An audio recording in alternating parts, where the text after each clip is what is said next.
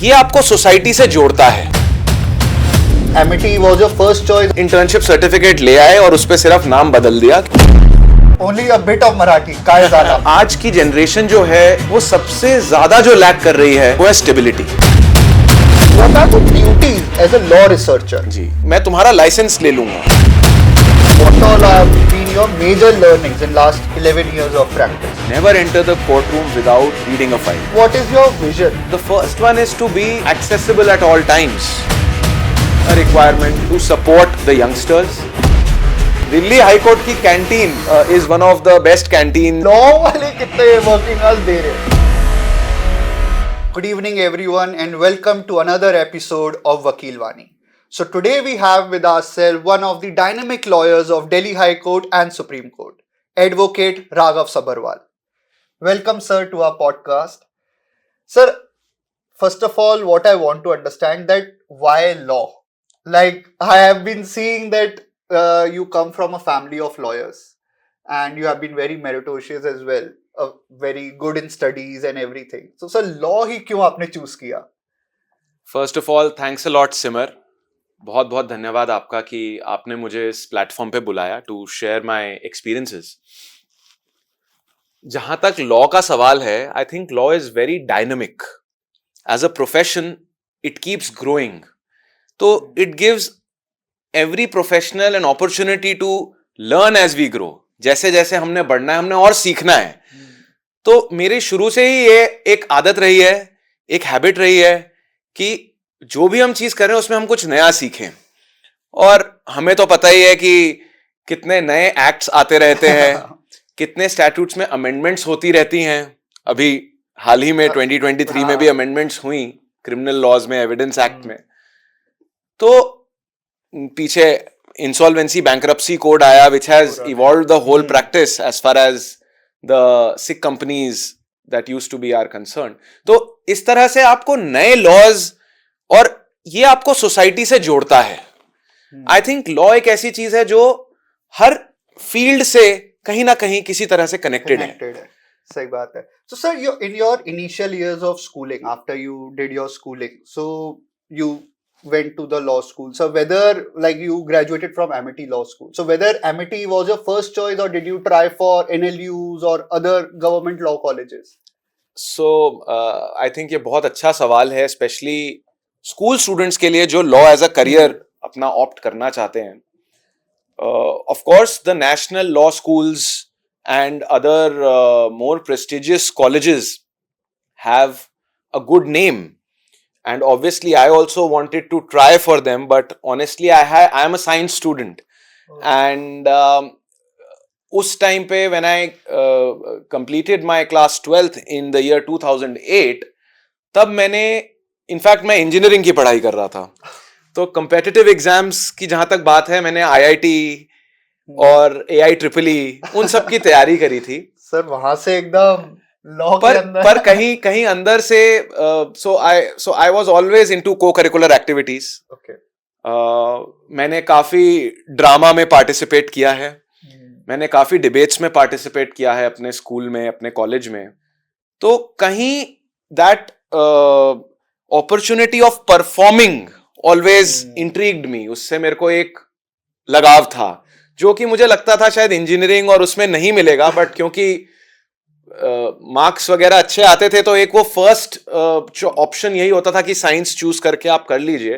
But I think in deep inside I knew that I wanted to pursue law, क्योंकि थोड़ा litigation practice मैंने अपनी family में भी ऑब्जर्व करा ही था।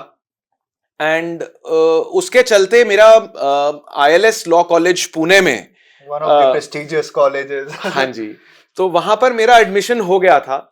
But still I chose to come back to Delhi. Okay. And मैंने अपना लॉ परस्यू किया एमिटी लॉ स्कूल दिल्ली से, जो IP यूनिवर्सिटी से एफिलिएटेड था। Correct. और उसका एक स्ट्रेटेजिक कारण था, क्योंकि मुझे कहीं क्लियर था कि मुझे लिटिगेशन में ही प्रैक्टिस करना है। सो आई फेल्ट कि जितना कोर्ट प्रेजेंस जितनी जल्दी से स्टार्ट हो जाए उतना बेटर रहेगा। तो ILS पुणे में एक तो थोड़ा लैंग्वेज और लोकल बैरियर था, क्योंकि वहां सिर्फ डिस्ट्रिक्ट कोर्ट्स थे, और अगर वहां मैं इंटर्नशिप करता भी तो उतना मेरे को एक्सपोजर नहीं मिल पाता जो मुझे दिल्ली में मिल सकता है. सर मतलब I also graduated from Pune अरे and only a bit of Marathi, काय झाला. उससे ज़्यादा I also could not learn. But sir, coming to the law school life only, so what all things sir you think as per you should be that a student should take care of apart from reading and passing the law exams? देखिए, जहां तक academics and reading and passing the law exam है, वो तो एक mandatory चीज है जो सबको करनी ही है. True. आज what will give you the edge over the others, that is the question. उसके लिए मैं बिलीव करता हूं कि जितने भी लॉ स्टूडेंट्स हैं, जो सबसे पहली चीज मैं बोलता हूं, प्लीज जितना ज्यादा आप इंटर्नशिप्स कर सकते हैं आप कीजिए. बिकॉज लॉ एक ऐसा फील्ड है जहां पर आप सिर्फ एकेडमिक नॉलेज से एक्सेल करना मुश्किल है. आपको सोसाइटी के साथ, रियलिटीज के साथ एक कनेक्ट बनाना बहुत जरूरी है. और वो शायद जब आप किसी लॉयर के साथ या किसी लॉ फर्म में या किसी लीगल डिपार्टमेंट के साथ भी जाकर के अगर आपको इंटर्नशिप की अपॉर्चुनिटी मिलती है, तो जो आप वहां सीखते हैं that is very close to the real world. जब आप वहां जाके कोई केस फाइल्स पढ़ते हैं तो you are getting engineered as a lawyer from the time of your law school days itself. So, sir, don't you think, like this is what I observe, that there's a gap between what we are being taught and what we should actually learn? Like shouldn't the BCI or the UGC should actually put the curriculum in such a way that actually our practical exposure should be more than the theoretical? Like, what should be the balance? बिल्कुल, मैं बिल्कुल सहमत हूं आपकी बात से. और in fact I had the privilege recently of conducting the vivas of एक as per the BCI curriculum. Universities में एक मैंडेटरी सब्जेक्ट होता है इंटर्नशिप का, जिसमें लॉ स्टूडेंट्स को इंटर्नशिप डायरीज बनानी होती हैं. And then there is an external examiner जो आकर के आपने क्या काम करा है उस पे एक वाइवा लिया जाता है. सो मुझे आईपी यूनिवर्सिटी ने अपॉर्चुनिटी दी कि आप आकर के जो लॉ स्टूडेंट्स हैं उनका आप वाइवा लीजिए. And Viva was related to the internship. Related to the internship कि आपने वहां पे क्या काम किया. I was shocked to see that in fact वहां पर मैक्सिमम बच्चे जो थे वो ऐसे थे जो किसी फ्रेंड का इंटर्नशिप सर्टिफिकेट ले आए और उस पर सिर्फ नाम बदल दिया, क्योंकि आप 2 सवाल पूछो जो उन्होंने डायरी में लिखा है उससे समझ आ जाता है. तो जो सीरियस होगा ना वो एक्चुअली सीरियसली वो इंटर्नशिप करेगा. और मेरा ये मानना है, जो आपने बात कही जिससे मैं बिल्कुल सहमत हूं, शायद ये इंटर्नशिप अपॉर्चुनिटीज हमको कॉलेज करिकुलम के साथ कहीं अमेलगमेट करनी चाहिए, कहीं मिलानी चाहिए. मैं एक अपना एक्सपीरियंस देता हूं. मैं जब कॉलेज में था, मैं कोशिश करता था कि कॉलेज के क्लासेस जो कि यूजुअली 2 बजे तक खत्म हो जाती थी, तो पोस्ट लंच सेशन में मैं किसी भी ऑफिस में मेरे को अपॉर्चुनिटी मिले मैं वहां इंटर्नशिप कर लूं. अगर उस स्टेज से आप एक प्रैक्टिकल एक्सपोजर साथ में लेने लग जाएं तो definitely you will have an edge over the others. I am not sure कि इसको मैंडेटरी करना चाहिए या एक ऑप्शनल रखना चाहिए, बट आई थिंक कुछ चेंज हमें जरूर लाना चाहिए to improve the quality of practitioners in the court today. Correct. Sir, coming to the practitioners की quality वगैरह, sir, coming to that, even the BCI tried कि at least जो judges वगैरह है, they should have a mandatory experience first and then give the exam and all. तो but sir, what is happening is कि एकदम से अगर जो graduate आ रहा है, sir, उसके पास वो practical experience है नहीं, तो इस चक्कर में उसको और 3 से 4 साल सीखने को लग जाते हैं. And at that point कोई senior भी ready नहीं है कि कोई यार सर फॉर एग्जांपल कि अगर आपके पास एकदम कोई आए तो why will you give your time और ऐसा, और how you have been groomed, like who were your mentors और who helped you in your initial years of practice. Right. देखिए, मैं ऐसा मानता हूं इसमें 2 व्यूज हैं. In fact as we are speaking coincidentally मैं आज ही किसी का लिंक्डइन पे पोस्ट देख रहा था जिन्होंने लिखा कि एक चेकलिस्ट बनाई कि कभी भी किसी एएसजी, एसजी या सीनियर एडवोकेट के साथ काम ना करें, आपको कुछ सीखने को नहीं मिलेगा. कभी भी किसी एओआर के साथ काम ना करें, कोई आपको कुछ नहीं सिखाएगा. It was very negative post. और मतलब putting the lawyers and practitioners in a frame कि no one is willing to help. और उस पे बहुत अच्छा आई थिंक विद इन 6 या 10 मिनट्स किसी ने पोस्ट किया था सेइंग दैट ये नाम है मेरे सीनियर्स के जिन्होंने उस टाइम नहीं, जो मुझे अभी तक हेल्प कर रहे हैं. तो ये मुझे नहीं लगता कि हमारी फ्रेटर्निटी इतनी ज्यादा कंपेटिटिव है या सीनियर्स जूनियर्स से इतना इनसिक्योर है कि वो सिखाना नहीं चाहेंगे. आई फील आप जहां भी काम करें, आई थिंक आज की जनरेशन जो है वो सबसे ज्यादा जो लैक कर रही है वो है stability. There is too much of shifting. Everyone wants to learn everything in a jiffy, कि मैं बस जल्दी से सीख जाऊं. एआई का जमाना है साहब. आप टाइप करते हैं और आपको 4 जजमेंट्स मिल जाती हैं. पर शायद उस का एक डार्क साइड भी है. शायद हम वो पूरी जजमेंट्स नहीं पढ़ रहे हैं. हाँ. शायद हम सिर्फ एक सीनियर को देने के लिए कंपेंडियम बना करके दे देते हैं. जब आप पूरी जजमेंट पढ़ेंगे तो आपको थॉट प्रोसेस समझ आएगा. You will then understand how to develop an argument that AI can't teach you. Correct. So I mix 2-3 things here, but I feel that in this profession, lawyers, seniors बहुत helpful हैं. अगर लेकिन उनकी help लेने के लिए आपको अपनी कमिटमेंट दिखानी पड़ती है. करेक्ट. आज मेरे साथ भी बहुत जो भी एसोसिएट्स आए या कुछ काफी लोग, I always encourage internships and I don't think I have ever refused anyone for an internship. तो क्योंकि आप कई लोग हैं जिनको प्लेटफॉर्म ही नहीं मिलता सीखने का. तो मेरा मानना यह है कि जितना पर उसमें से भी जो आते हैं, I also find there are different kinds of students. Obviously कुछ सिर्फ सर्टिफिकेट लेने आ रहे हैं और कुछ वाकई में सीखने आ रहे हैं. तो मैं भी अपना टाइम उस पे इन्वेस्ट करता हूं जो सीखना चाहता है. True. So there's a saying, na sir, God help those ones who help themselves. It's a symbiotic relationship. True. So sir, coming to the judgment, you talked about that, sir. We also got to know that you worked with as a law researcher with Justice Hima Kohli, now the retired justice from Supreme Court. So sir, how was your experience there? And what are the duties as a law researcher? Ji. So Simar, I think it was a wonderful stepping stone between the law school and the law practice. As a law researcher, आपको एक honourable जज को case briefs बना के उनको अगले दिन के मैटर्स के बारे में ब्रीफ करना होता है. जो पेंडिंग मैटर्स चल रहे हैं, जिसमें लीगल इश्यूज उठ रहे हैं, उसमें फॉर द ऑनरेबल जज आपको अपनी रिसर्च करके देनी होती है. सबसे बढ़िया चीज जो मैंने उस ऑफिस में सीखी जस्टिस कोहली के under was the first step is how to read a file.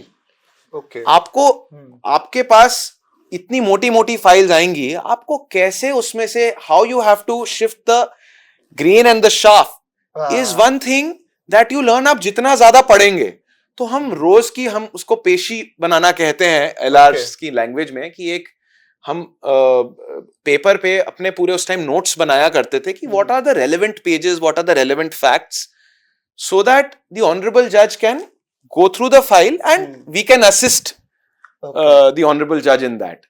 तो वो बहुत अच्छा एक एक्सपीरियंस था.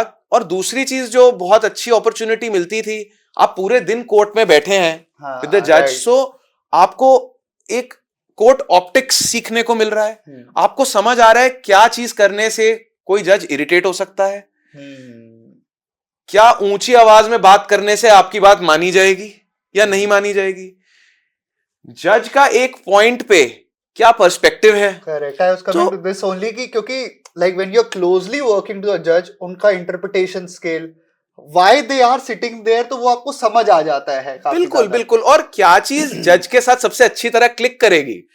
क्योंकि कई बार आपको फाइनल हियरिंग्स से ज्यादा कई बार हमें इंटरिम रिलीफ्स की बहुत जरूरत होती है. तो इंटरिम रिलीफ के लिए what are the main points that you have to say. तो वो क्योंकि रोज के फ्रेश मैटर्स आएंगे, रोज इंटरिम रिलीफ्स के कम से कम 10 से 20 मैटर्स लगेंगे. तो एक वो बहुत अच्छी ट्रेनिंग प्रोसेस है before you start your own practice और before you enter the real world. तो sir like as a law researcher you have already worked closely with the judges. So sir, like there's always a complaint on the client side. Like we know the reality, but there's a complaint कि यार जज तो आज फिर से file ही नहीं पढ़ के आए, जज तो ऐसे like let the audience know sir कि how actually it works. Because obviously, sir, if there are almost 50 matters for daily, like there's an average, I am minimum average, Right. इतना रहता ही है 50 Right. का. Right. So whether actually they are reading or it is the law researcher assisting or how the process works. See sir, अगर आप किसी senior advocate को भी 50 matter दे देंगे करने के लिए, तो it is humanly impossible True. That you are thorough with all the files. लेकिन जो सप्लीमेंट्री और फ्रेश मैटर्स लगते हैं वो तो सारी पढ़ी ही जाती हैं फाइल्स. और लॉ रिसर्चर का काम सिर्फ असिस्ट करने का होता है, जैसे एक सीनियर के ऑफिस में भी जूनियर एडवोकेट्स का काम असिस्ट करने का होता है. उसका मतलब ये नहीं है कि लॉ रिसर्चर ने अपना नोट बना लिया तो जज साहब फाइल ही नहीं पढ़ रहे हैं. नहीं, that is a misconception people have. और शायद कुछ जो रेगुलर प्रैक्टिशनर्स होंगे वो कोर्ट में, इवन एज ऑन डेट हमारे दिल्ली हाई कोर्ट में बहुत अच्छे जजेस हैं जो कई बार हमें बोलने की जरूरत नहीं पड़ती और वहां से आता है, you directly why don't you come to page number such and such, which shows अगर फाइल नहीं पढ़ी होगी तो सीधा कैसे सवाल पूछा जाएगा. Sir, this was one of my experience in Supreme Court. Recently I was on an anticipatory bail which was rejected from Odisha high court. It went to the Supreme Court. Sir, I went there and I was about to ask for an adjournment because the senior whom we briefed, he wasn't available at the last moment. So, and judges, before I could say, he's like, Mr. Counsel, this is the point. Just let me know what exactly are your views. And now at that point, sir, I realized that I should not ask for adjournment. See, I only have briefed my senior. Let me try my luck. And I went through, but then I understood that judges have actually read it. Yes. They know that what exactly the point is all around. Yes. So it is and therefore in Supreme Court they are to taking 60 matters almost daily. So it is very good. So like coming to one of the experiences, like you share your experience that what have been one of your best case which actually give you that kickstart, or one of the worst cases as well, which wherein you were felt very down. Sir, मेरा actually law career ही ऐसे एक case से शुरू हुआ था जहां पर मैं 30,000 कोर्ट में गया था और मैं तैयारी करके गया था साहब पूरी. एक एप्लीकेशन के लिए लगा हुआ था हैंड राइटिंग एक्सपर्ट की, और I had prepared the matter, judgments भी लेकर गया था, पूरी तैयारी थी.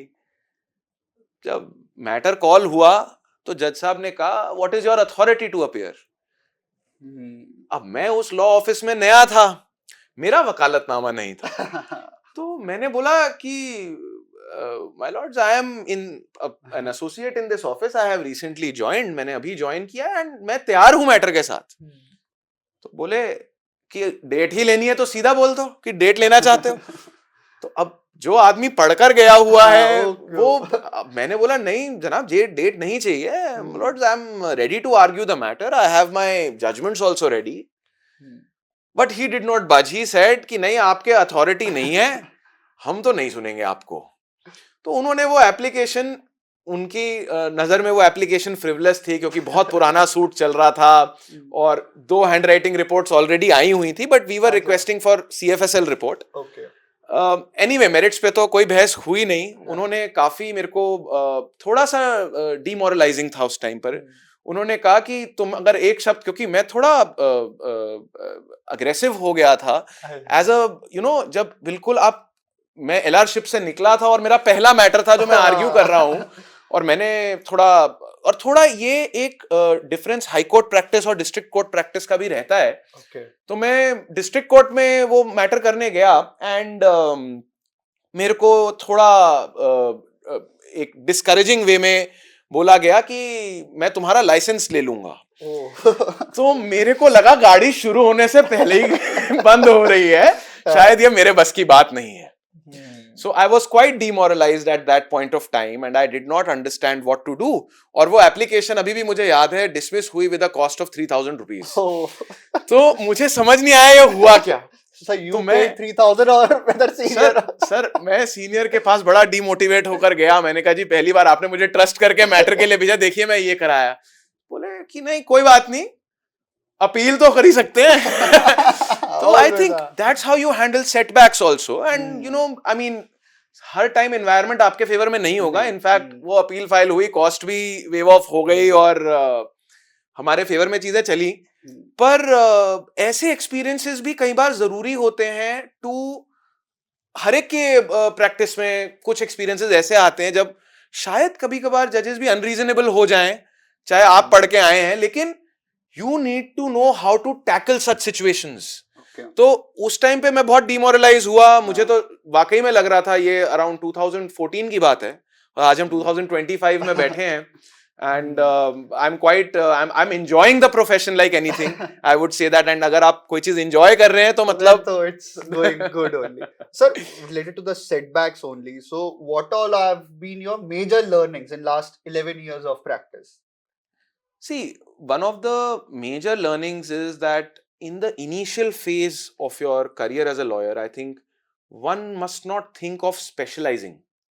Okay. One must think of gaining the maximum exposure. Slowly and gradually आपकी specialization होती चली जाएगी. So, क्योंकि मुझे लगा काफी, and it is my personal opinion, people do differ with this, yeah, with this told kind that of only, so there are two schools. correct. So one is like ki create your niche and just keep working on that only, and like other school is that you should gather some exposure and then work choose on your specialization or niche. So I am sharing from my experience, yes, and please, you know, thus far this has, I think, what has worked for me, because मेरा एक cocktail of experience रहा है. Amazing. क्योंकि पहले मैंने LR-ship करी, फिर I was guided and mentored by my father, Mr. Rajan Sabharwal, जिनके अंडर मैंने हार्डकोर लिटिगेशन प्रोसीजर्स और how to address the court सब उनसे सीखा. उसके बाद एक अपॉर्चुनिटी मुझे मिली which I'm very thankful for, to work with a tier 1 law firm, जहां पर हाई स्टेक मैटर्स कैसे डील करे जाते हैं, उन प्रेशर सिचुएशंस में कैसे काम किया जाता है, वो सीखने को मिला. और उसके बाद मैंने अपनी प्राइवेट इंडिपेंडेंट प्रैक्टिस स्टार्ट करी. तो इस अलग अलग काइंड ऑफ एक्सपोजर से मुझे लगता है कि मेरे में हर जगह के कुछ कुछ स्किल्स आए, which I think I use daily to cater to my I belong practice. to this school only, sir. What I believe is that only that one should get exposure at least in the initial 3, 4 or maybe 5 years. Get exposure, and then you have a clear idea कि what you don't want to do. Correct. And then accordingly you can take it ahead. क्योंकि मेरे पास, sorry I'm interrupting, मेरे पास काफी बार जो interns आते हैं उन वो पूछते हैं, सर हमारा उस एक फर्म में अच्छा चल रहा है इंटर्नशिप और शायद हमें वहां जॉब भी मिल जाए, पर सर उनका काम ना इसी चीज में रिस्ट्रिक्टेड है, so what would you advise. तो आई फील कि किसी अगर बहुत ही रिस्ट्रिक्टेड फील्ड का काम है तो शुरुआत में शायद वो छोड़ करके हमें जनरल लिटिगेशन में थोड़ा एक्सपोजर एक्सपीरियंस लेना चाहिए, जहां हमारे सिविल और क्रिमिनल लॉ के बेसिक्स क्लियर हों, और उसके बाद we must think about specialization, is what I feel. But there are other people जो शुरू से ही स्पेशलाइज थे and they are also doing very well, so there is no straight jacket formula. Person to person, experience to experience, what exactly works on that day. And I think sir तकदीर भी बहुत बड़ी चीज है इसमें. True. Sir, coming to your practice in the tier 1 corporate law firm where you were handling the high stake matter. So sir, as a person, well, you are now in litigation. So what made you change, like now I don't want to practice in a law firm, because you could have worked upstairs, like you have been keep on upgrading there, but you decided कि now it's my time to go independent. What were the circumstances are? बिल्कुल sir. तो ऐसा है, law firm में भी, although it's a corporate law firm, but मैं dispute resolution department में ही था. मैं शुरू से वहां पर भी लिटिगेशन का ही काम कर रहा था. So I was always connected with the courts. It wasn't a desk job like you, mostly a desk job और अ ट्रांजैक्शन रिलेटेड जॉब जैसा कि कॉर्पोरेट डिपार्टमेंट्स में होता है लॉ फर्म्स की. तो कोर्ट्स और आर्बिट्रेशंस में मेरा, even during the law firm, मेरा पूरा तालमेल बना रहा. थोड़ा सा मतलब हाई स्टेक मैटर्स और एक्सपोजर जितना मैं वहां से सीखा, मैं उसका दैट इज इररिप्लेसेबल, एंड मतलब मैं उसके लिए जितना थैंक करूं मेरे सारे जैसे फैमिली और मेंटर्स को वहां पे, वो कम होगा. पर मेरा कहीं शुरू से नैक था कि मैं क्योंकि सोशल स्किल्स में शुरू से रहा हूं, पब्लिक स्पीकिंग में रहा हूं, so I always wanted to be on the forefront to argue matters. Right. वो अपॉर्चुनिटी थोड़ी वहां पे कम मिलती थी, क्योंकि हाई स्टेक मैटर्स होते थे तो अच्छे से अच्छे सीनियर एडवोकेट को हम एंगेज करते थे, और उससे भी बहुत अच्छी लर्निंग अपॉर्चुनिटी मिली, because when you are working with the best legal minds in litigation, तो how to strategize your arguments, how to streamline different law points, वो अच्छे अच्छे सीनियर्स के साथ मैटर्स पे काम करके जो अपॉर्चुनिटी मुझे मिली वो बहुत अच्छी थी।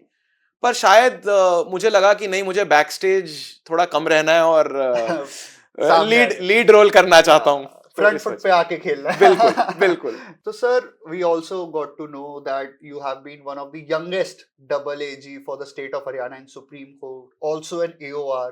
Sir, how the practice in the High Court and Supreme Court is actually different after becoming an AOR and before becoming an AOR? So I think AOR बनने के बाद मेरी प्रैक्टिस सुप्रीम कोर्ट में ज़्यादा डेवलप हुई, because it obviously becomes one stop shop. तो client के लिए एक एक्स्ट्रा कॉस्ट नहीं रहती टू एंगेज एन AOR अगर आप खुद भी AOR हैं। एंड आई हैड सीन कि मेरी प्रैक्टिस सुप्रीम कोर्ट की डेवलप हो रही है, and that is the reason I appeared for the AOR examination. Right. So, and sir, what about this double AG thing? Like, how does it work, or how can one actually prepare to apply for it, or how can one actually become? तो हर state के panels होते हैं। There is a panel in which आप panel advocate होते हैं, and there are different hierarchies there, and you work with the advocate general's office, and I am really humbled to have got that opportunity इतनी छोटी age में, that responsibility to represent a state before the Supreme Court of India, जिसमें हर तरह के matters mark किए जाते थे, क्रिमिनल मैटर्स भी, सिविल भी। पर सुप्रीम कोर्ट की प्रैक्टिस थोड़ी हाई कोर्ट और ट्रायल कोर्ट की प्रैक्टिस से there is a vast difference, because mostly supreme court में आपके पास एपेलेट केसेस आते हैं, तो काफी लेवल तक तैयारी ऑलरेडी हुई होती है। जबकि जब हाई कोर्ट या डिस्ट्रिक्ट कोर्ट में आपको केस डालना होता है तो आपको एक नए सिरे से केस बनाना पड़ता है। मैं ये नहीं कह रहा कि इस वजह से सुप्रीम कोर्ट की प्रैक्टिस आसान है, क्योंकि वहां आपके पास चैलेंज एक और है कि काफी arguments have already been decided against you, so you and there are limitations कि आप जो प्लीडिंग्स करी गई हैं उसके बियॉन्ड भी नहीं जा सकते। तो दोनों ही प्रैक्टिसेस के अपने अपने नुआंसेस हैं और अपने अपने चैलेंजेस हैं। Sir, in one of the podcast only, we were shooting it, so one of the advocates only said that Supreme Court practice is the practice of interpretation, and whereas trial court practice is the practice of making. Absolutely. Like making the facts, proving the facts. Absolutely. So wo cheez is like on the talk of yours only. So sir, like one of your best experience in the Supreme Court, like you have been there for, I think for 2 years you were the double AG for state of for about a year. For about a year. Okay. So one of the best experience there, like this memory is still there.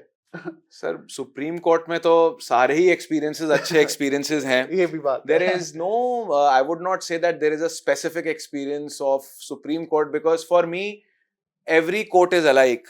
हमारी तैयारी, चाहे आप district court में एक magistrate के आगे appear हो रहे हैं या सुप्रीम कोर्ट में अपीयर हो रहे हैं, आपकी तैयारी पूरी होनी चाहिए। तो ऐसा नहीं है कि सुप्रीम कोर्ट का मैटर है तो आप उसमें, मतलब मैं उसमें ज्यादा तैयारी करके जाऊंगा। मैं सभी मैटर्स को इक्वली ट्रीट करता हूं और सारे कोर्ट्स को भी इक्वली ही ट्रीट किया जाना चाहिए, बिकॉज आपकी परफॉर्मेंस आपके क्लाइंट के लिए वही कोर्ट सुप्रीम कोर्ट है। तो वेरी वेरी नाइस। तो इसलिए ऐसा नहीं कि अगर आप मैजिस्ट्रेट की कोर्ट में या आप डिस्ट्रिक्ट कोर्ट में जा रहे हैं तो you will take it lightly. Sorry, if you are serious as a practitioner, I think each and every court has to be taken seriously, and you have to be well prepared with your brief. That is the most important. Sir, coming to that point only, sir, as a young advocate or one who are graduating right now, what should be the top 5 things which he should be well aware of before entering the courtroom? Sir, सबसे पहली बात, never enter the courtroom without reading a file. Okay. I tell that to my associates, interns also. Sometimes when the task is सिर्फ आपको जाकर के adjournment भी लेनी है किसी कारणवश, तो भी आपको फाइल पता होनी चाहिए, क्योंकि जज साहब की तरफ से कोई भी क्वेश्चन आ सकता है, और अगर आप सीरियस नहीं है, आपको फर्क नहीं पड़ेगा, अच्छा उन्होंने पूछा मुझे नहीं पता था, बट अगर आप इस प्रोफेशन में सीरियस है ना, तो अगर एक बार भी जज ने कोई क्वेश्चन पूछा और आप उसका जवाब नहीं दे पाए, so that pinches, because this is an open court और लोगों को भी आपकी सीरियसनेस दिख रही है. तो for your self conscience I feel कि ऐसा कभी नहीं होना चाहिए that you go to a court unprepared. और उसी के लिए आपके स्किल्स काम आते हैं कि शायद आपको पता है क्या स्टेज है हियरिंग का, उसके मुताबिक एटलीस्ट पुराने ऑर्डर्स हम पढ़ के जाएं. तो first point is to read the file thoroughly. Another important aspect would be कि जो मैं खुद फॉलो करता हूं और मैं सबको बोलता हूं, सबसे पहले जो भी केस आप पढ़ रहे हैं उसकी एक लिस्ट ऑफ डेट्स बना लीजिए. List of dates gives you a clarity of the factual scenario. तो आपको फैक्ट्स पे पक्का होना है. तीसरा, उसमें क्या लॉज आ रहे हैं और उस पे अपडेटेड रहना कि जो लीगल प्रोविजंस उस पर्टिकुलर केस में यूज किए जा रहे हैं उनका कोई रीसेंट जजमेंट्स आई हो, कोई चेंज इन लॉ हो. So you have to keep yourself updated with the. Fourth point, always when you going for arguments have a strategy, a flow of arguments ready. क्योंकि there has to be, when you are addressing the court, आपको court को बताना होगा कि आपको उसको facts के through लेकर जाना है पहले, क्योंकि there is no strict strategy that you follow sometimes. और ये बहुत डिपेंड करता है कि जज साहब कौन है. तो वहां स्किल्स काम आते हैं. सो उसके लिए होमवर्क क्या है कि अगर आपको पता है आपका उस पर्टिकुलर कोर्ट में मैटर लग रहा है, तो शायद आप पिछले 2-3 हफ्ते के उनके ऑर्डर्स देखें, या अब तो हम सबके पास वीसी की बेनिफिट है, प्रिविलेज है, तो आप खुद भी ऑब्जर्व कर सकते हैं कि वो इस तरह के मैटर्स को कैसे डील कर रहे हैं. This is a new point, sir. Like actually, so new learning. that ways you can take the bull by its horns. You can आप जा सकते हैं फुल तैयारी के साथ. आपको पता है कि ये सवाल आने वाला है. Right. तो ये कुछ चीजें हैं जो आपको एज दे सकती हैं. So like majorly summarizing these pointers, sir. First of all, we should read the file. Second of all, the list of dates should be properly prepared. And then thirdly, that you should know what exactly is the status of the law, if there are any amendments, any change in law or anything of that sort. And then fourth and most important, that you should strategize your arguments and know exactly that what kind of, that judge might be taking the stand in this way or that way. Like proper oversight, strategized and oversight thing should be there. Very well, sir. Sir, going ahead with it, sir, we also got to know that you are standing for the elections, like coming in the Delhi High Court Bar Association for a member executive. That's right. Sir, what is your vision and what all areas you want to actually achieve something therein? Sure. So a couple of things जो मुझे लगता है एक representative of the bar की तरह मैं करना चाहूँगा. The first one is to be accessible at all times. आपको एक अगर न्यू एंट्रेंट आ रहा है टू द बार, अगर उसे किसी भी चीज की हेल्प चाहिए है, तो वो एक्सेसिबिलिटी बहुत इंपॉर्टेंट है. उसको ये नहीं लगना चाहिए ये तो सीनियर है, इनसे जाके बात कैसे करें, क्योंकि एक 10-12 साल का गैप भी अच्छा गैप होता है और एक्सपीरियंसेस अपने शेयर करने हैं उनके साथ. तो वो एक्सेसिबिलिटी बहुत इंपॉर्टेंट है. सेकंड, एक जो मुझे चीज लगती है जो हमारे हाई कोर्ट के लिए इंपॉर्टेंट है, ऑलरेडी काफी काम इस जगह पर हुआ है, पर मैं चाहूंगा कि इसको एक ग्रीन कोर्ट बनाया जाए. आज की डेट में दिल्ली जो है, हम सबको पता है कि हम किन चैलेंजेस से as far as air pollution is concerned जूझ रहे हैं. मैं मानता हूं अगर हर लॉयर्स बैल्कनी, और अभी कुछ नोटिसेस भी आए थे क्योंकि there were certain encroachments in lawyers chamber balconies, अगर वहां पर हम कुछ एक स्टैंडर्ड सिस्टम लगाएं विद प्लांट्स, तो उससे कुछ हमारे आसपास का एनवायरनमेंट और बेटर हो सकता है. जिस तरह से एस ब्लॉक बनाया गया, जिस तरह से न्यू कमर्शियल ब्लॉक बनाए, वहां पे बहुत इन सब चीजों का वर्टिकल गार्डन्स लगाए गए हैं. तो इन सब चीजों पे सबका ध्यान जा रहा है. बट आई फील शायद ये चेंबर ब्लॉक्स में भी करा जाना चाहिए, चेंबर ब्लॉक्स की गैलरीज में करा जाना चाहिए. Beautification through plants is the best beautification, I feel. True, sir. Okay, right. So both the things can be, sir. And sir, what about jo sir first generation nahi, but as young advocates coming, that BCI also saying that there should be a particular stipend or some kind of opportunities for them. Like, can there be anything which can be seen from the new members which are appointed, or is there anything in the streamline? See, that obviously once the new committee comes and if Ah. there are resolutions to that effect. But I definitely feel that yes, there is a requirement to support the youngsters. In fact, Honorable Chief Justice Chandrachud had also gone for various conferences and encouraged youngsters to continue with litigation.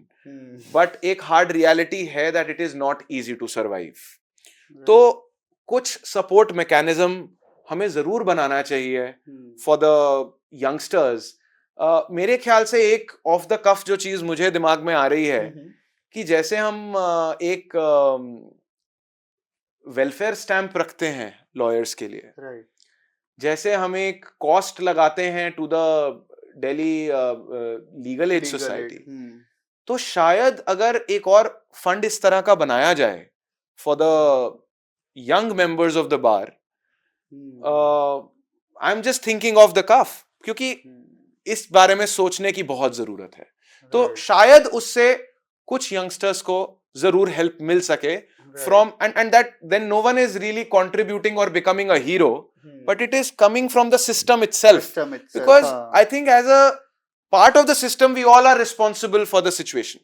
Right, and it is needed, sir. Like sir, I'll share my experience with you. Like in our batch, it's almost 4 years of experience, sir.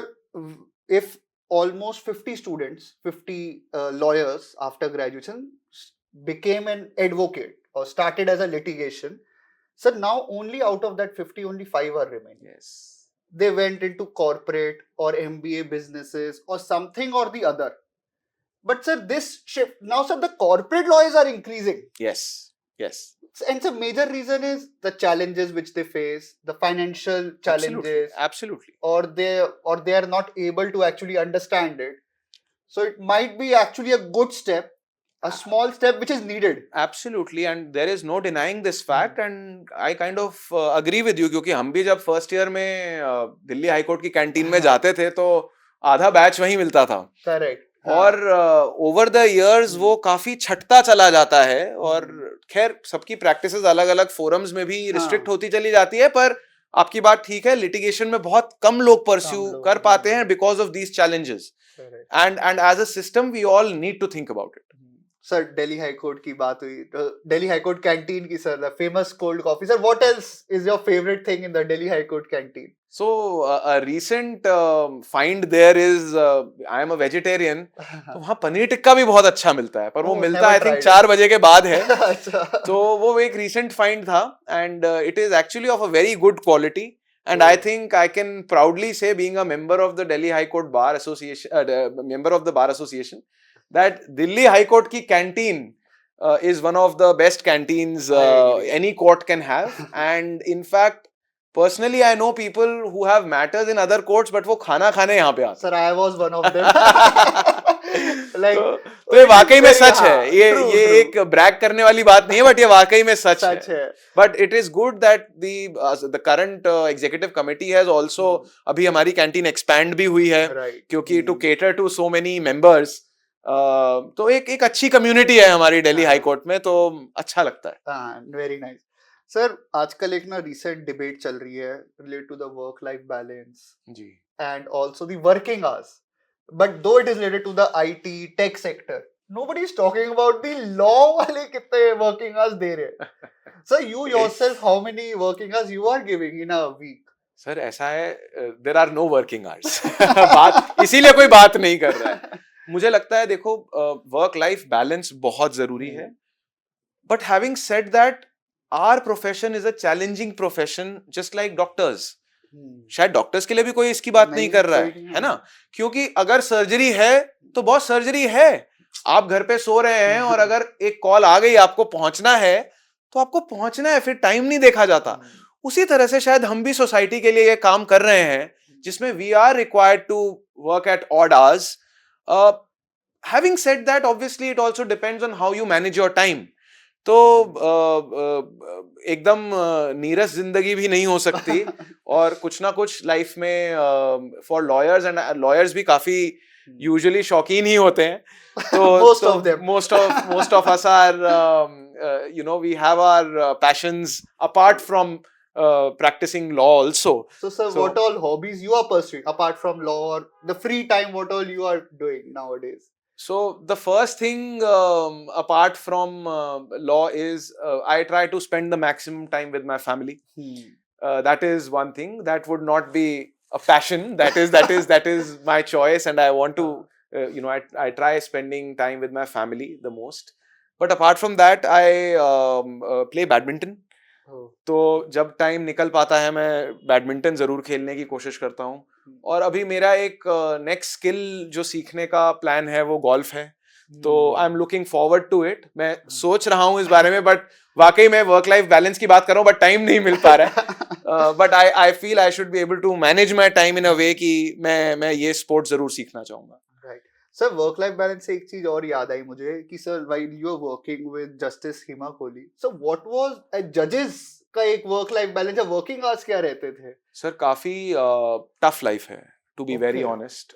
Like actually sir, people should understand that being a judge is, first of all, it's very difficult to become one, and then to actually maintain having that absolutely thing. Sir criticize करना बहुत आसान होता है, बहुत easy. हाँ. पर अगर आप उस मुकाम पे पहुंचकर अगर आप उस सीट पे पूरे दिन बैठेंगे, आधे से ज्यादा जो जजेस होते हैं उनको बैक की प्रॉब्लम इसी वजह से स्टार्ट हो जाती है, because the whole day you are sitting in the court.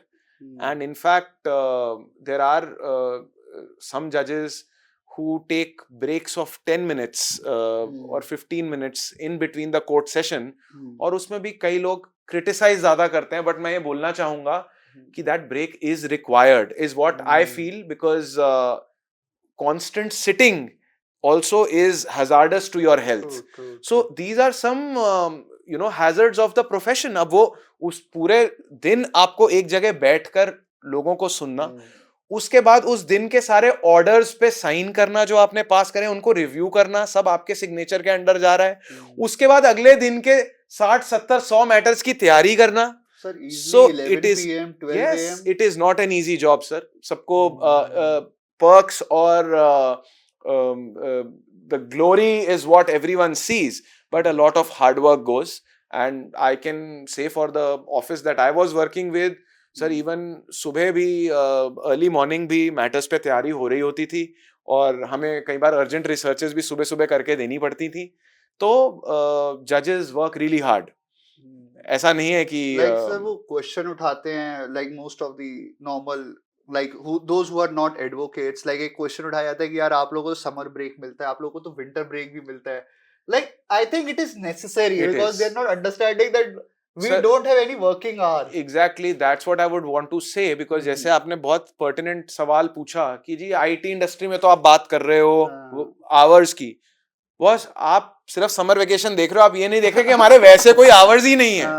हमें हमारी फैमिली के साथ क्या हम सोच सकते हैं कि during the normal court sessions हम कहीं भी छुट्टी के लिए जा सकें? अगर आपके डेट्स लगे, मैटर्स लगे, आप कैसे छोड़ करके जाएंगे? So that time is required for rejuvenation, because it is all a mind game. Our main asset is time and the brain.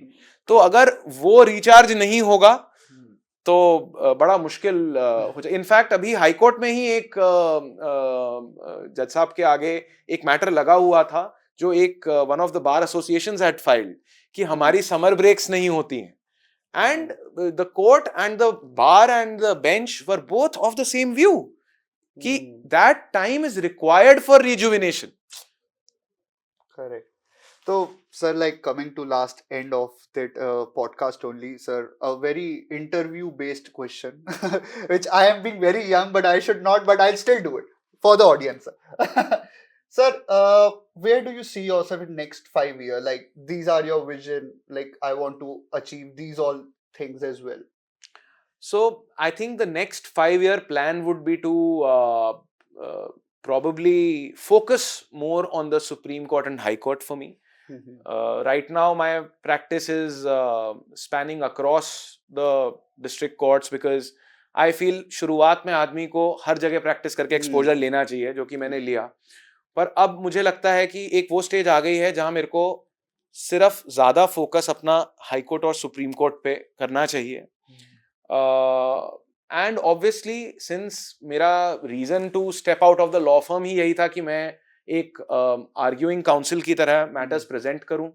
I would want to excel, learn more and improve my argument skill, ताकि मैं एक अच्छा arguing council court के आगे बन सकूं और अपने क्लाइंट्स को जस्टिस दिला सकूं. That's amazing, sir. So one last question, sir.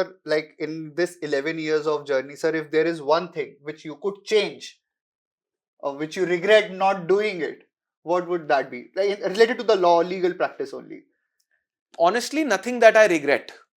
There is nothing that I regret. I think every experience teaches you a lesson. तो अगर कोई बुरा एक्सपीरियंस भी रहा तो वो एक लेसन की तरह आप सीखते हो. तो I have never had any regrets in my life, and neither do I have any regrets with the legal profession. Great, sir. Best of luck, sir, for your elections. Thank you so I much. really hope for the best only, and really, sir, young leaders like you should be there so that we even more younger advocates can get a chance to actually come discuss our issues with you directly, because that we need someone who can actually be there. Okay, Raghav sir is there, we can go to him, we can discuss these anytime things. I'm always approachable and always accessible and always ready to help. That's great. Thank you so much, sir, for your time, for the podcast. I hope you also enjoyed it and the viewers will also like it. Thank you so much, everyone. Thank you so much, Simar, for having me here again, and I had a ball. Thank you.